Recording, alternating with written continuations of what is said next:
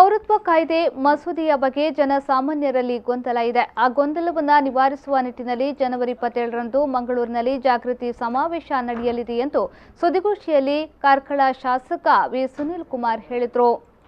ಕಾರ್ಕಳದ ತಮ್ಮ ಕಚೇರಿಯಲ್ಲಿ ಸುದ್ದಿಗೋಷ್ಠಿ ನಡೆಸಿ ಮಾತನಾಡಿದ ಅವರು, ದೇಶದ ರಾಷ್ಟ್ರೀಯತೆಯನ್ನ ಇನ್ನಷ್ಟು ಗಟ್ಟಿಗೊಳಿಸುವ ಅಂತಹ ದೇಶಕ್ಕೆ ಬಂದಿರುವಂತಹ ನಿರಾಶ್ರಿತರಿಗೆ ಆಶ್ರಯವನ್ನ ಕಲ್ಪಿಸುವಂತಹ ಐತಿಹಾಸಿಕ ತೀರ್ಪಿನ ಕಾಯ್ದೆಯಾಗಿದೆ. ಈ ಕಾಯ್ದೆಗೆ ಅನಗತ್ಯವಾಗಿ ತಪ್ಪು ಭ್ರಮೆಯನ್ನ ಕಾಂಗ್ರೆಸ್ ಮತ್ತು ಇನ್ನಿತರ ಪಕ್ಷಗಳು ವಿರೋಧ ಮಾಡ್ತಾ ಬಂದು ಸಮಾಜದಲ್ಲಿ ಅನಗತ್ಯವಾದ ಗೊಂದಲವನ್ನ ನಿರ್ಮಾಣ ಉಂಟು ಮಾಡಿದೆ. ನಾವೀಗಾಗಲೇ ಜನಜಾಗೃತಿಯನ್ನ ಬೇರೆ ಬೇರೆ ಸಭೆಯ ಮುಖಾಂತರ ಮಾಡುತ್ತಾ ಬಂದಿದ್ದೇವೆ.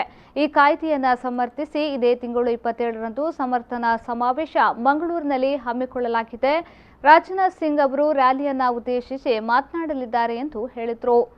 ಈ ಕಾಯ್ದೆಯನ್ನ ಬೆಂಬಲಿಸಿ 27ನೇ ತಾರೀಕು ಸಮರ್ಥನಾ ಸಮಾವೇಶ ಅನ್ನುವ ಹೆಸರಿನಡಿನಲ್ಲಿ ಮಂಗಳೂರಿನಲ್ಲಿ ಒಂದು ದೊಡ್ಡ ಸಮಾವೇಶ ಆಯೋಜನೆ ಆಗಿದೆ. ಕೇಂದ್ರದ ರಕ್ಷಣಾ ಸಚಿವರಾದಂಥ ರಾಜನಾಥ್ ಸಿಂಗ್ ಅವರು ಈ ರ್ಯಾಲಿಗೆ ಬರಲಿಕ್ಕಿದ್ದಾರೆ. ಈ ಸಮರ್ಥನಾ ಸಮಾವೇಶಕ್ಕೆ ಕಾರ್ಕಳದಿಂದ 10,000 ಜನ ನಾವು ರ್ಯಾಲಿಯಲ್ಲಿ ಪಾಲ್ಗೊಳ್ತಾ ಇದ್ದೇವೆ. ಮಧ್ಯಾಹ್ನ 3 ಗಂಟೆಗೆ ಮಂಗಳೂರಿನ ಕೂಳೂರಿನ ಗೋಲ್ಪಿಂಚ್ ಪರಿಸರದಲ್ಲಿ ರ್ಯಾಲಿ ನಡೀತಾ ಇದೆ. ದೊಡ್ಡ ಸಂಖ್ಯೆಯಲ್ಲಿ ಕಾರ್ಕಳದ ಜನ ಈ ರ್ಯಾಲಿಯನ್ನು ಯಶಸ್ವಿಗೊಳಿಸಲಿಕ್ಕೋಸ್ಕರ ನೀವು ಭಾಗವಹಿಸಬೇಕು ಅಂತ